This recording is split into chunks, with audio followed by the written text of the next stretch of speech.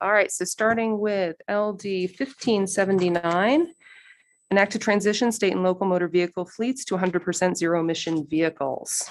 This is Senator Vitelli's bill. This was ought to pass as amended. Minority report ought not to pass. You've seen this language before. Do you want me to walk through what it does, or would you rather I just skip to the parts which have changed since the? Yep, excellent. So the only thing that has changed is if you flip to page 3, this is where we get into the working group convening, and they will be looking at basically various elements of getting a plan together to get to. They're not, yeah. Flip to, this will be section 7, working group convened. It's on page 3. Continues on to page 4. Substituting, it was originally school districts. We've just swapped in school administrative units to capture the full array. And then I wanted to just check on the last item. So this is paragraph E. Are you serious? Yeah, I go from section 2 to section 6. I guess it's They didn't double check. back and Okay, This is why they're practice. there we go. Yes, dry run. That's what this is. It is in your email. God, the best laid plans.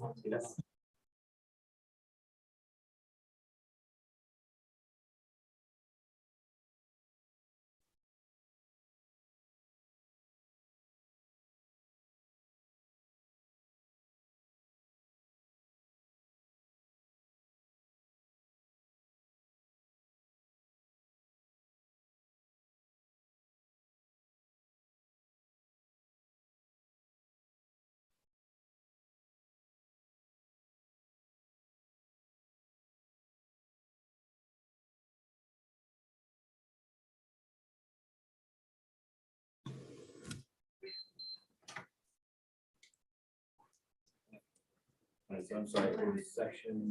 So just scroll right to the end, the very last part of section 7. It's paragraph E. Assess the need for training and education that school administrative units will require to maintain. I just wanted to make sure you wanted that changed to zero emission buses as opposed to just vehicles generally. That was one thing that was not discussed at the work session. Well, they're different size buses, so it's supposed to encompass this one. So we could leave it as vehicles if that was your intent.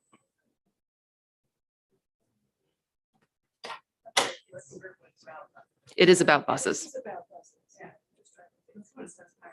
Yeah. Yeah, all of the other elements relate to buses, Yeah, so you're just aligning it with the rest of the language and not the big assuming that was the intent of the committee. Yeah. Okay. Okay. The bill is regarding that part of This it.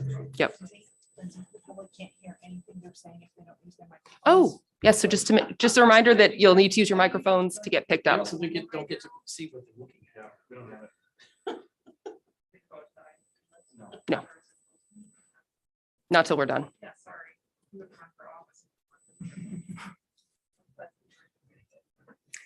All right. So does anyone have any questions? I have to use it elsewhere? Yes. That's to say, you have to.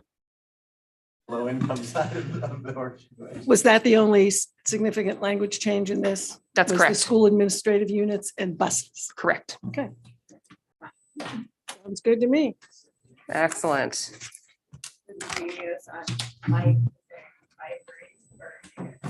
I think Representative Sachs, I appreciate that you were on board. All right. So unless there are any questions, we will move on to the next bill.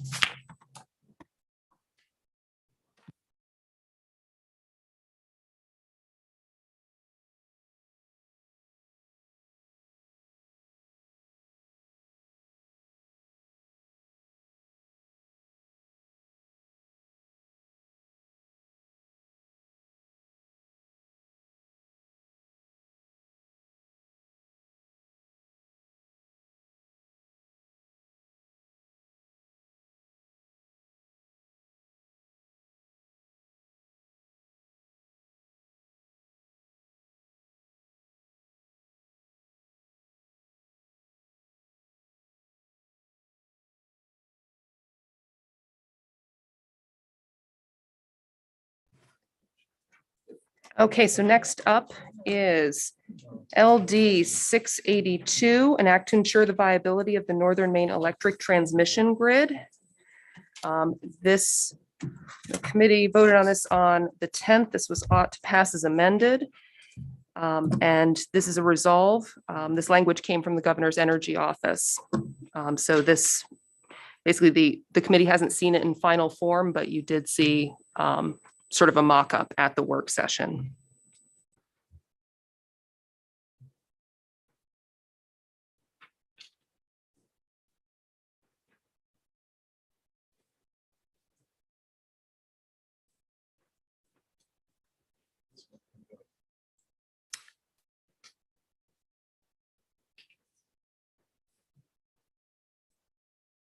The title changed as well.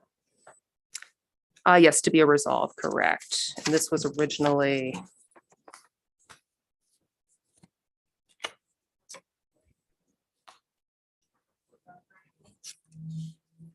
No, that is correct. This was Trey's bill, is that correct? Yes, that's right. Yeah, I think the intent may have been to keep this sort of within existing funding. So hence why there wouldn't be an additional reporting element or a report involved in this. Is Trey online? And don't forget to turn, Audio. So I just sent them all a text and said, review your by email, so look at it. and don't forget to turn on your mic so the public can hear you, please. So I would say unless, I mean, it's really Trey's bill, unless he wants it. I would suggest we put a deadline in there. A deadline for, Report back. in the language of the bill. That's what Nicole was talking about, right? I You just want- said, so like, they just do the thing and we don't know. That's correct. The intent, I believe, was just to have ongoing monitoring as opposed to an actual report back.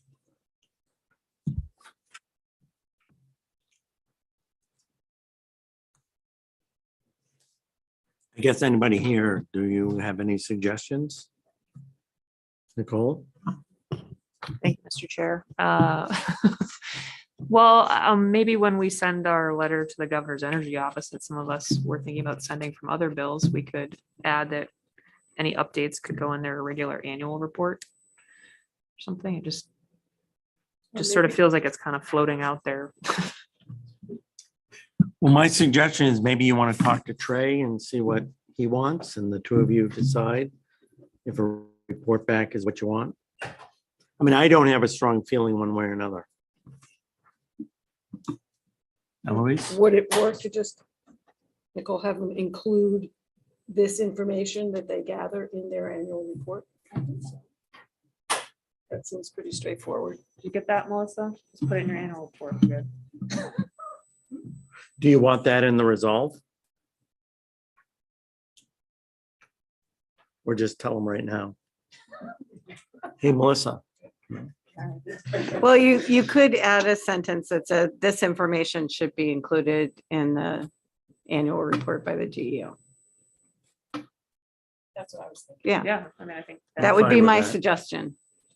I'm Because fine if with I that. remember the conversation from, I think it was. Let's Director see, Burgess, that's what he let's was trying see, to do anyway. and if you could just include that in your email to everyone and just say that it's been suggested, and if anybody.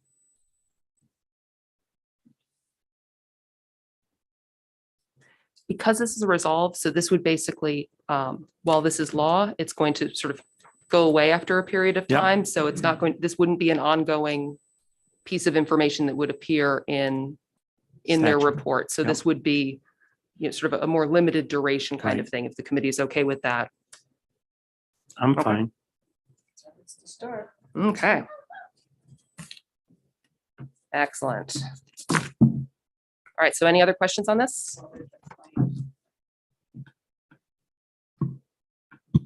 Nope. All right. Usually get to mumble around like this, or you like look it up. I said we don't normally get to mumble to each other, so we're like. Sure, we're having these fun. My recollection is language reviews is a lot of mumbling. I actually mumble a great deal, but you can't hear me. Yeah. And you're welcome to come closer to us, Scott, if you want to. No, I mean, on regular committee meetings, I just, with the volume off, I mumble a lot. Oh, there we go. Okay.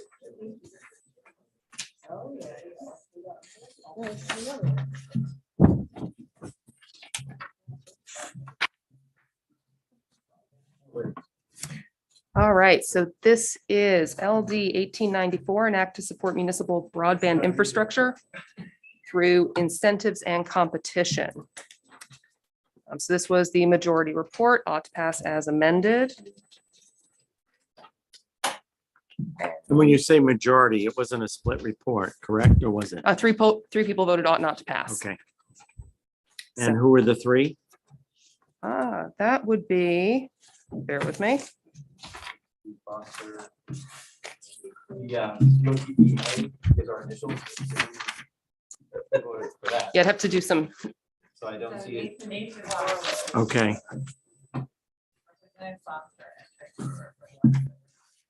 And Chad?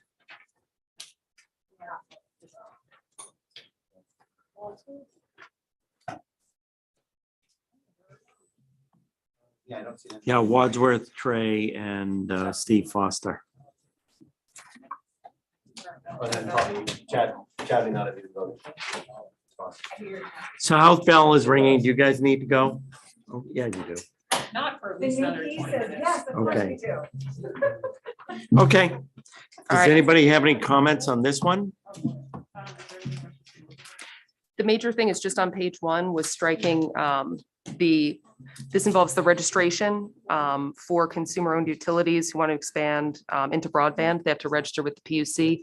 The amendment initially had a attestation requirement, and that was stricken. So that's the only change. So what you don't see is what changed. Correct.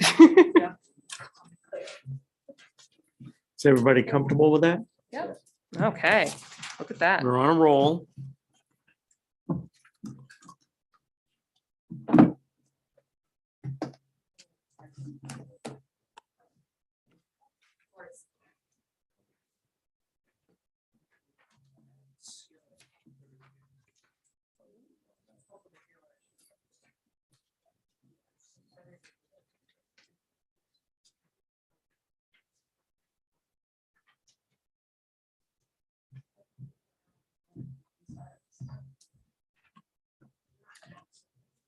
Right, so this is just the 4 Republicans. So this is, and I apologize, there's actually a typo at the top. This is the minority report. Ought to Right. pass as amended. So we can't actually Okay. review that. All right. Nice try though, Lindsay.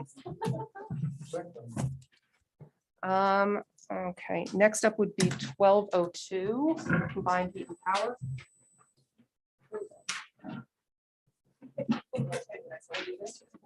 That sounds nice right now.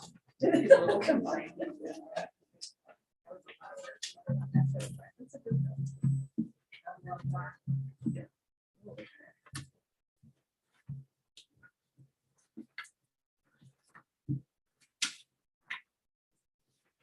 So if it has nobody at top, this was a unanimous committee report. Oh, this was the one with the- Yes. Do we actually use the term quagmire in here? I did. Kidding. All right, so what I've highlighted in this document are changes and questions. Is the highlighted is the dark? Correct, That's the things you recently changed. correct. So on page 2, extreme, non-hazardous. Those are actually questions. So I flagged changes and questions. I just wasn't sure if those, I wanted to just check with the committee, when we're defining wood fuel to include biomass derived from downed trees from extreme weather events. Do we need the word extreme in there? I guess is a question because, does it matter whether it's from an extreme event or not extreme if the tree limbs Well, are I down? suppose if a tree falls over on a sunny day, that would be a weather event. I don't know, I'm kidding. It kind of takes extreme weather to down a tree. I think any weather that, I mean, I would just consider any weather strong enough to actually down a tree is sufficient to make that tree eligible for participation in the program. So you would say, take out extreme? I would say take out extreme. And non-hazardous, is that intended to say that like hazardous materials couldn't be burned because you might be including hazardous chemicals in the burning, or? Non-hazardous was in the original language, and I wanted to flag that just because I wasn't sure. I couldn't think of what a hazardous landscape material might be, but certainly the committee may want to leave that language in there, but I just wanted to flag it.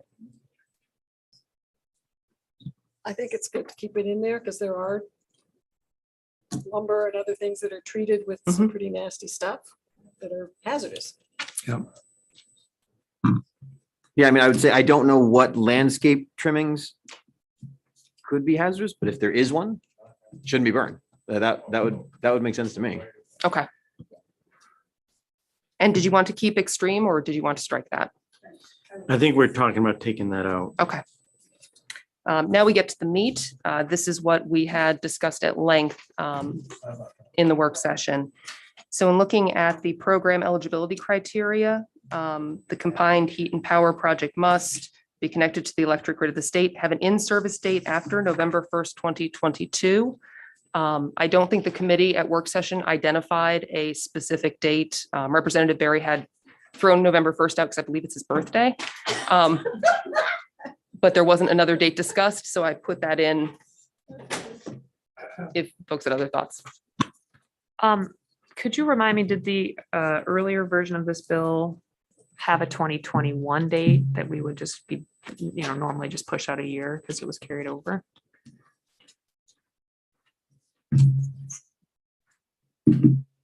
Correct. An earlier version had October 1st, 2021.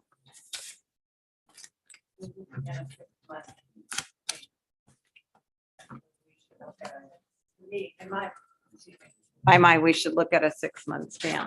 If you think about it, if the last one was October and it was a potential to pass and whatever it was. I was thinking earlier, but it probably wouldn't have been till June. So it was anticipated that a 4 or 5 month span would have been adequate by the bill's original sponsor if they thought that through. Probably not a ton. Nobody's gonna get one bill, so period. Right.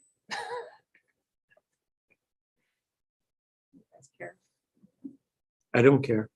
So November 1st would be within that same, all I'm saying is by the time this passed, that would be about the same 4 to 5 months as reflected in the original bill. Me trying to apply logic to a nonsensical situation. Should go back the other direction. Nobody cares. November 1st and 2009. Happy birthday, Seth. All right, so it sounds like the committee is comfortable. So it sounds like there are no questions on using November 1st. At least from us. Okay. And so continuing in to subparagraph D, this is where we got into the question of efficiency. And so the committee had decided to use language basically to say that the combined heat and power project must be highly efficient as determined by the commission. So that go ahead. I think that's correct, and there's just an extra letter A in there. Yeah. Be highly efficient, not a highly. Under section D, Mhm. be highly efficient as opposed to be a highly efficient. Yeah, because I don't know if we specified a highly efficient unit, but I think just keeping it simple is easier.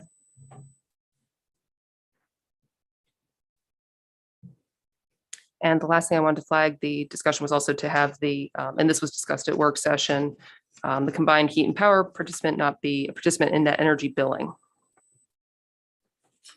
And I think, and excuse me, and in the paragraph below, originally language stated the PUC would, within 30 days of receipt of a completed application, determine whether the project qualified. And the majority wanted to incorporate basically giving the PUC more time. So I just struck that 30-day window.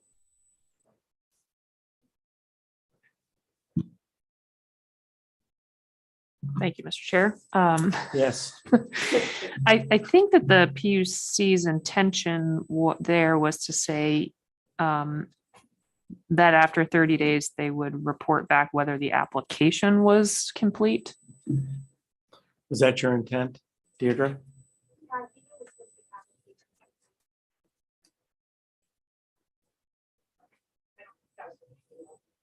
That is what we had voted on. Mhm.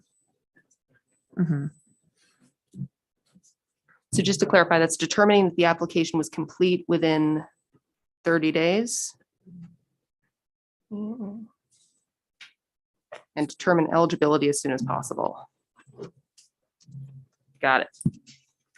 Now, will this be coming around for another language review when you make those changes or? Okay. It It certainly probably can. should for the other people. Lindsay, was there a change down at the bottom under section 5C? I see forest products is highlighted as well. Is that a change? I added forest products just to be consistent because it talked about manufacturing residuals. And if we go back to the definition of wood fuel, forest products manufacturing residuals. So just to make it consistent. Thank you. Okay, are there any other questions on this? Has your bell stopped?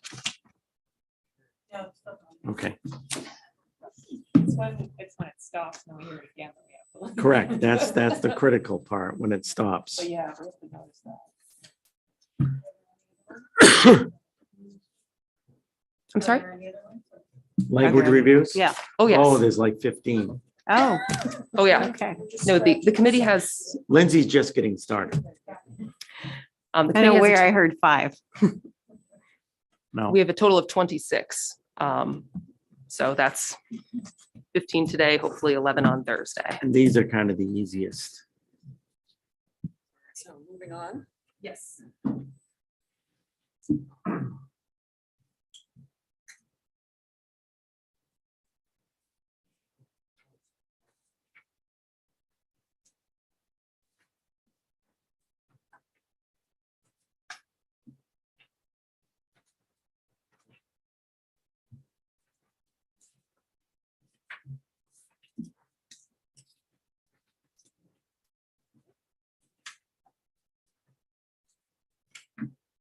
So I can't comment on this one because I'm not on the majority report.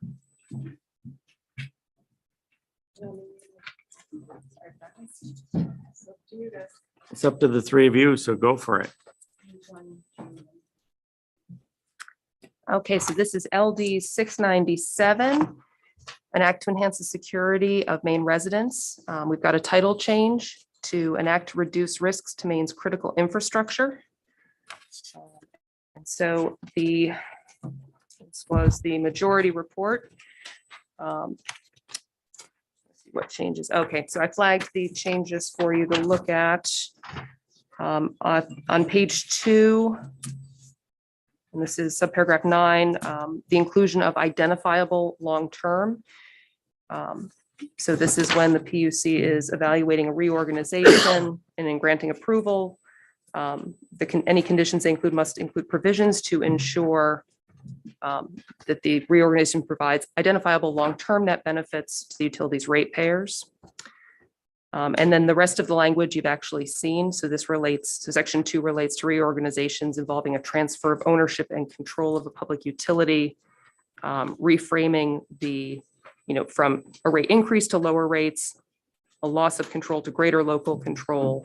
And then in the event that the reorganization involves ownership and control in whole or in part of a public utility by a foreign government, avoiding the various items listed. So those are the changes.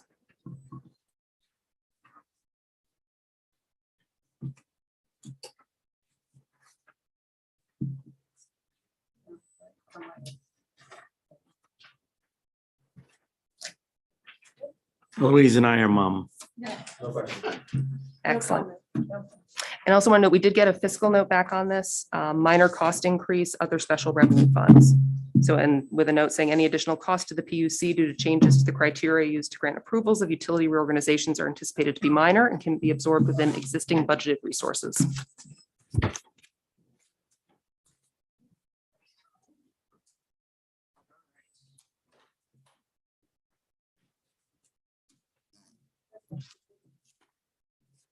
heard the line at some point in time, a legislator is going to be caught in a hotel fire because when they hear the fire Bill. alarm going off, will say, oh, I got 20 minutes. to go."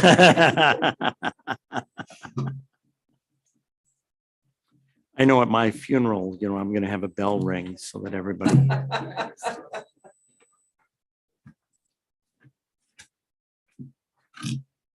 Okay, so this is for Eloise, Seth, Nicole, Chris, and thank you. So you're out, Scott, I'm out.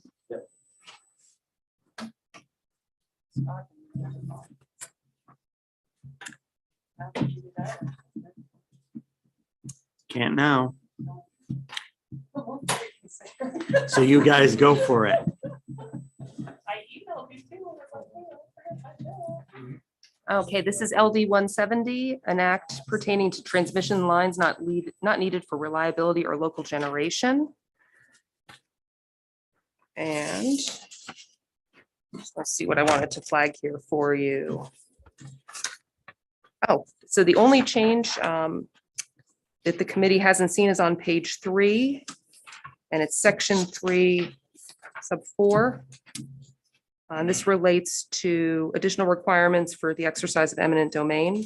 So the commission may not approve a taking by eminent domain for a non-essential transmission line without first consulting with municipal officers in the locations in which the eminent domain will be exercised to assist the commission in its determination of the public need for the use of eminent domain.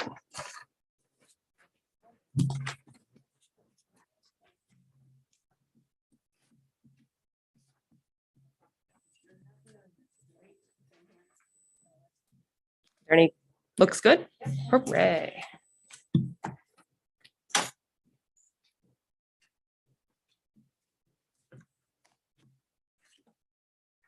Okay. 337.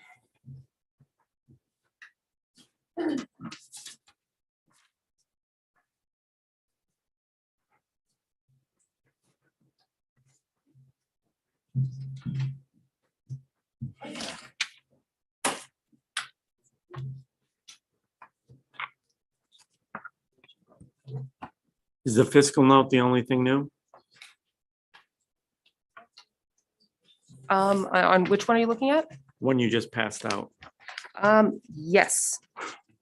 So this is an act regarding the powers of efficiency Maine Trust and the Maine Clean Energy and Sustainability Accelerator, LD 337. And this is just the language with the fiscal note, minor cost increase to Efficiency Maine Trust.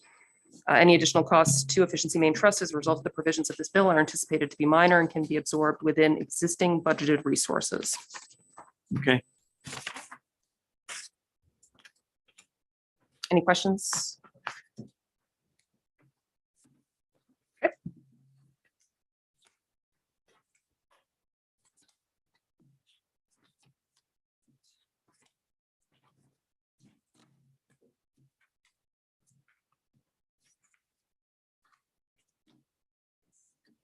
Okay.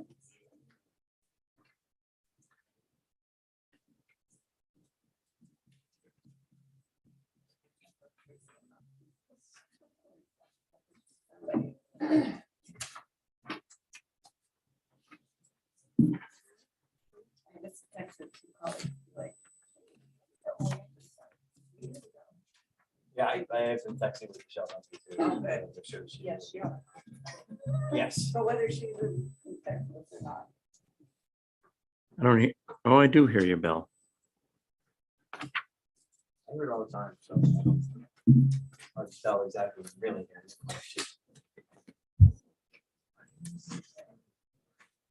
Well, from all those times you've been hit by the So, wires. I was gonna say, this is, I'm not, Mr. Chair, I am not on this report. However, I believe at our other discussion of another bill that we had, you had discussing with Senator Stewart, putting in those 4 changes to this bill. This is the same one that the exact same language is in Seth's bill. Oh, And okay. there were 4, I've been looking for this because that was really, really important to me. So why don't we hold off on this one? If we Lindsay? could. Yep, till Thursday. We can try to Fix it before. because we gotta fix it. I'm urging the majority report to Right. fix it. Yep, yep. Please. Thank you. Yep. 'Cause that's the reason I didn't vote for it, so.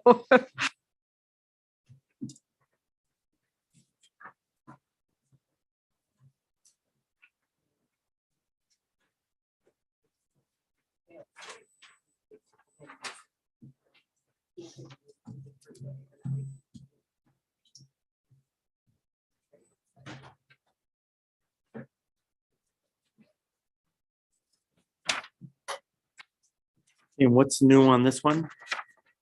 This is. Don't believe there's anything.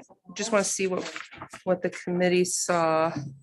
There is nothing new on this. This is just the language that came out of the work session. Okay, So directing the public advocate to conduct a study. any questions on that one? Nicole?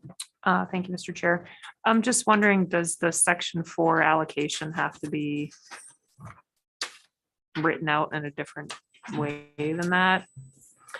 That's a direction to OFPR, so they'll put it in the way that it Yeah. needs, once I send it That to the won't be revisor's what office. shows up on the floor. Correct, yes.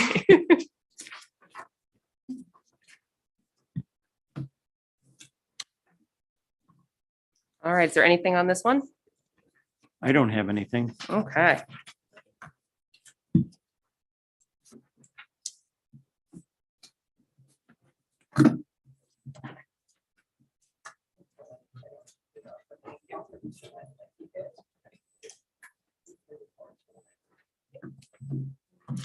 And what's your process, Lindsay? When you send out the email, how long do you wait to get comments?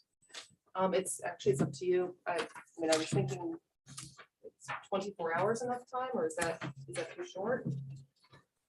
Is that, do you Not think? too short for us. Yeah. I think that's fine. Say,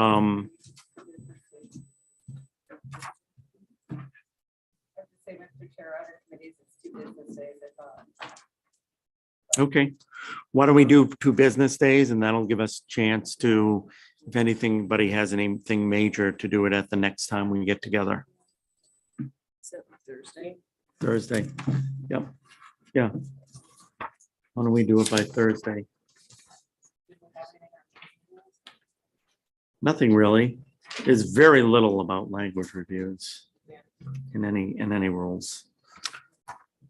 So Lindsay, what's new on this? Well, this is LD 1511, an act to finance distribution investments at the lowest cost to customers and to encourage utility performance. I apologize, the handout is missing a title. And the new language And relates. Eloise and I are not on this. Well, no, you're the majority report. Right. Oh. Yeah, but we're not on this language review. So the new language is on page 2. It's under section 4. So this relates to investor-owned public utilities. They're required to comply with the requirements of Title V, Section 12022, subsection 3, to ensure that they secure the best value in their procurements. And the committee, or this was the minority report, wanted language in to say that the commission by rule may basically waive those requirements when responding to emergencies or other situations in which the commission determines competitive procurement is not practical.